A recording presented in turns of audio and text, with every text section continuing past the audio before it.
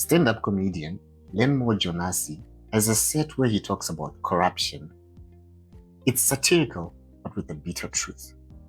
In developed countries, when corruption is mentioned in the media, in movies, the news, it involves large sums of money, mostly done by high-ranking officials, cartels, and trust fund babies with generational wealth, and a couple of celebrities not filing their tax returns on their royalties. My lived reality doesn't view corruption as some distant concept, but a senior government official getting a kickback to award a tender to the same tenderpreneur over and over again, under different company names registered as briefcase companies with offshore accounts. Prices are inflated beyond recognition. The work is subcontracted to someone else for a fraction of the amount, and the finished project is held together by patriotism, cut corners, and substandard materials. A red carpet is rolled out, the president cuts a ribbon, and is officially approved and endorsed. Who are you to ask for an audit and fee breakdown on exactly how the money was spent? This is all hypothetically speaking, of course, and any similarities to things that have actually happened, purely coincidental. It's no secret that the largest employer is the government, and now if the same government is bleeding excess finances through hyperinflated contracts and bloated expenditure, is it therefore surprising when it struggles to pay civil servants the bare minimum, who likely have to dabble in, let's call it, side hustle to close the gap? To cover the shortfall created by all this, the state taxes everyone harder, and we pay twice, once for the loss and once for the cover-up. Then you find teachers deliver minimal effort in class or pushing kids to have extra lessons. Of course, the government has banned the practice of giving teachers incentives or paying for extracurricular classes. But if you're a parent or guardian and you see your child struggling behind, what can you do but pay up?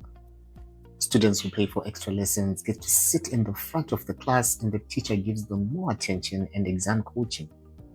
They gotta protect their investment after all. Make sure the marks look good to justify payment.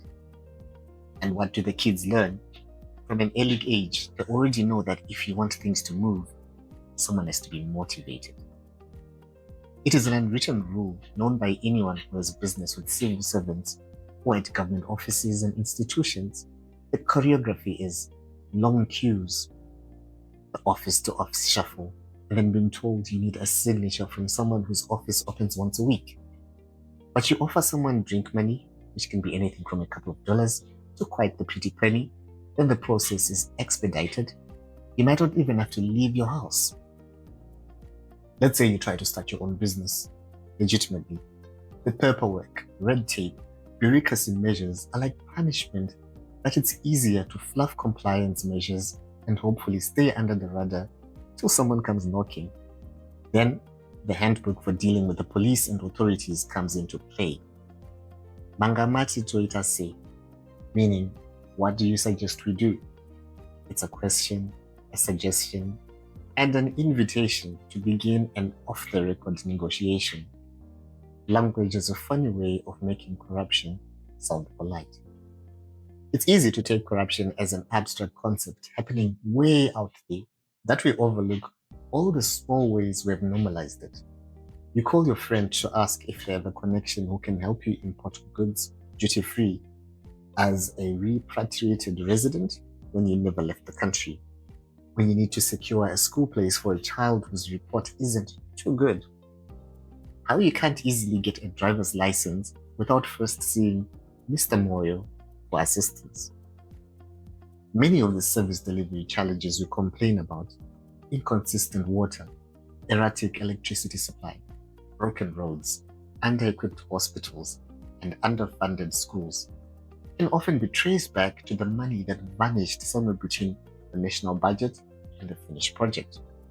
Taxpayers fund public services, but too often, the money funds somebody else's lifestyle instead, and the cars they drive. There's an interesting observation about how people who leave the country tend to become less religious.